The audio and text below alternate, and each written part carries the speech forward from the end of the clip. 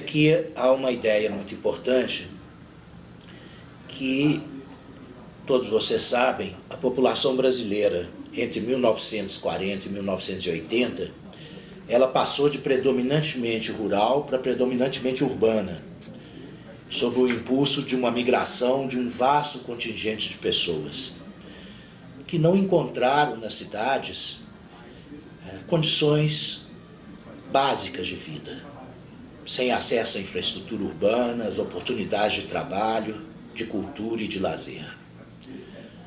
A partir do processo de redemocratização do Brasil, que data de 1985, experiências como, por exemplo, a do orçamento participativo, verificaram que a população começa a reivindicar, além das condições básicas de vida, de infraestrutura, começa a reivindicar também espaços culturais.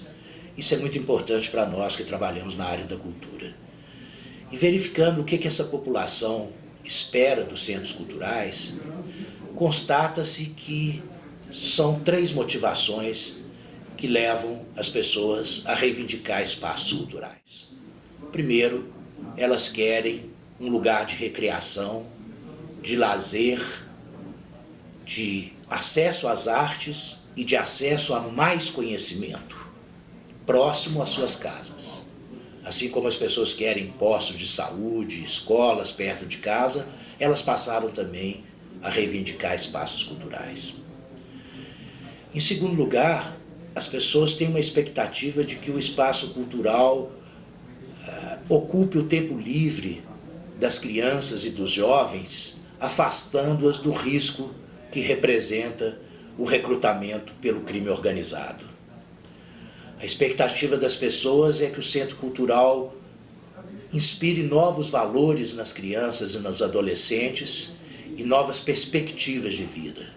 E, em terceiro lugar, a população tem a esperança de que, através da cultura, pode-se obter emprego, pode-se obter renda, pode-se obter riqueza.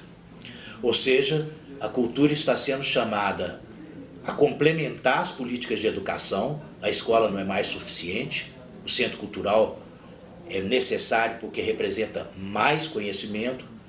As políticas culturais estão sendo chamadas a complementar a segurança pública e, finalmente, os centros culturais e as políticas culturais são chamadas a complementar as políticas de trabalho e emprego.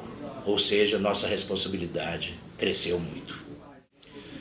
O segundo tema nesse eixo se chama Memória e Transformação Social. E aqui a ideia mais importante se refere às políticas de proteção do patrimônio cultural. Em geral, essas políticas elas visam constituir uma identidade única de determinado lugar, determinado território, uma cidade, um estado ou mesmo a União, e essa identidade única tende a ocultar, a esconder, a não dar vazão à expressão da diversidade das expressões culturais. Então a pergunta aqui que se coloca é essa: como o poder público pode proteger e promover a diversidade cultural se ele está acostumado a produzir apenas uma identidade única que tenta unificar a todos? E esse é o desafio. O desafio é que as políticas de patrimônio passem agora a promover e a proteger a diversidade das expressões culturais. E isso não é uma tarefa simples, porque significa operar num campo onde pode haver tensões entre as identidades, conflitos entre grupos, e aí as políticas de patrimônio terão que responder a um comando constitucional que diz, no artigo 215, que cabe proteção especial àquelas culturas excluídas, aquelas culturas que foram historicamente marginalizadas, que foram historicamente oprimidas. Quais são? As culturas populares, afro-brasileiras e indígenas. Cabe ao Estado brasileiro, cabe aos municípios, aos estados e à União dar prioridade à proteção das culturas populares, afro-brasileiras e indígenas. Bom, e o terceiro ponto desse eixo desse segundo eixo se chama acesso, acessibilidade e direitos culturais. E aqui há uma proposta de uma lista de direitos culturais extraída dos documentos internacionais e da leitura atenta da Constituição brasileira, que são os direitos à identidade e à diversidade cultural, que também pode ser chamado de direito à memória, o direito à participação na vida cultural, que envolve 4 categorias: o direito à livre criação, o direito à livre difusão, o direito ao livre acesso aos bens da cultura e o direito à participação nas decisões de política cultural. O terceiro direito cultural é o direito autoral e, finalmente, o quarto, o direito-dever de cooperação cultural internacional, que também pode se chamar de direito-dever de intercâmbio cultural. Eu não vou me estender nesse ponto, mas sugeriria a vocês que pesquisem na internet os documentos internacionais da ONU e da Unesco que inspiraram a elaboração dessa lista de direitos culturais.